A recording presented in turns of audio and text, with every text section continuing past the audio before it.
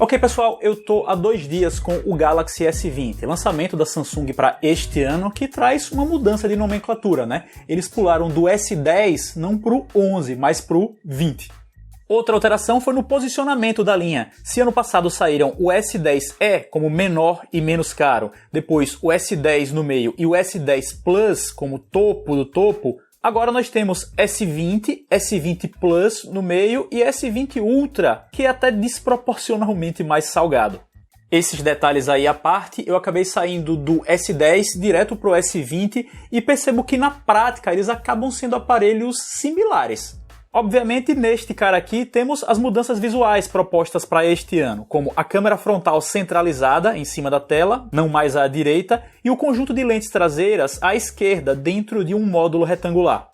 A impressão que ele passa na mão, e eu já estou usando uma capinha que vem inclusa na caixa, é que ele é um pouco mais fácil de segurar que o S10, porque tem um formato mais esticado, mais vertical.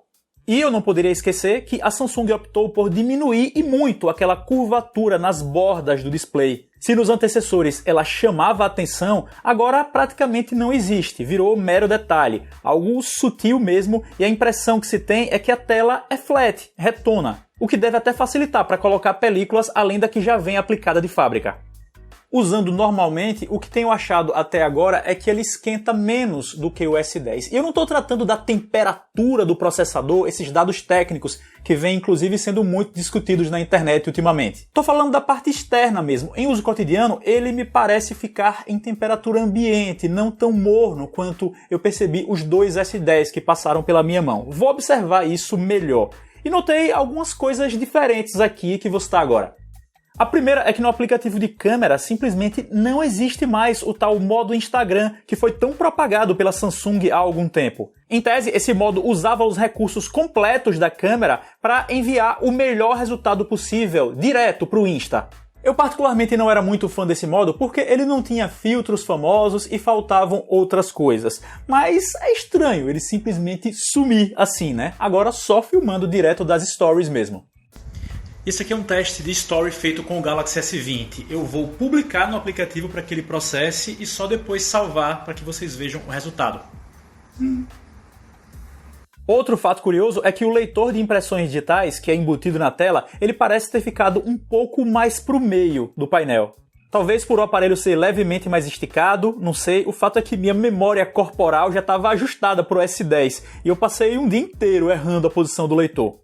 Acho que um aspecto em que de repente a Samsung poderia ter investido era aumentar a área de detecção do leitor, mas não, ele funciona exatamente igual aos antecessores. Nada que desabone o aparelho também, só vai exigir uma curvazinha de aprendizado.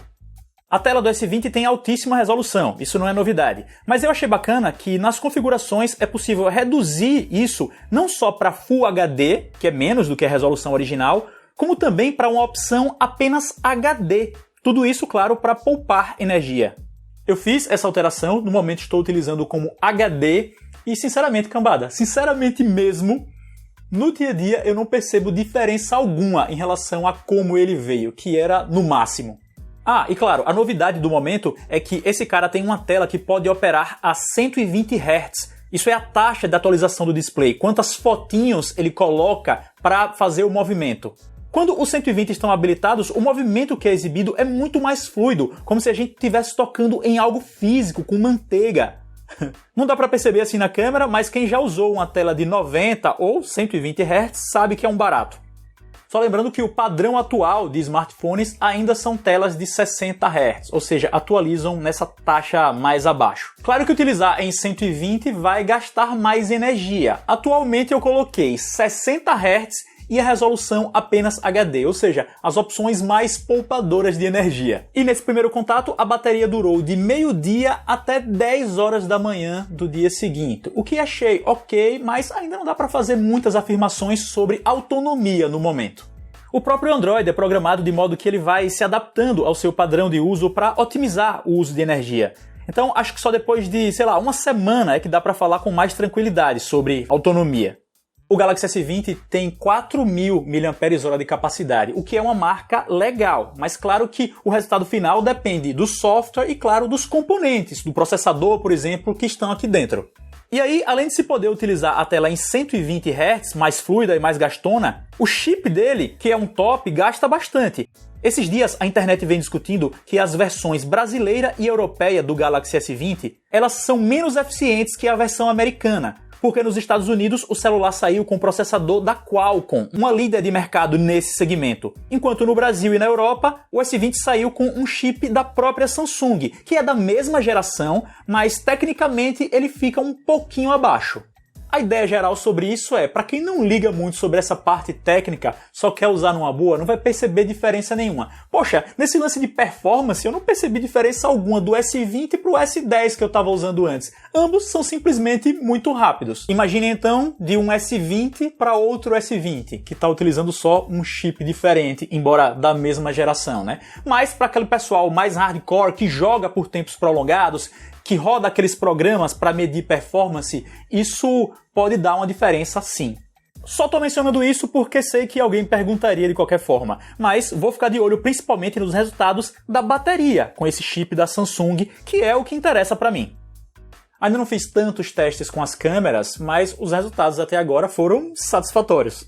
O modo noturno parece estar melhorando aos poucos, Samsung está mandando bem, ele tira fotos nítidas mesmo sem luz no ambiente, como é o caso dessa imagem que vocês veem agora. E o foco dele é bastante eficiente, mesmo naquelas situaçõezinhas mais chatas à noite, com as luzes cortando a cena. É meio fácil ficar tagarelando sobre uma câmera de top de linha atual, porque basicamente todos os resultados são bons, você só pode tentar ser chato aqui e ali percebendo umas coisas.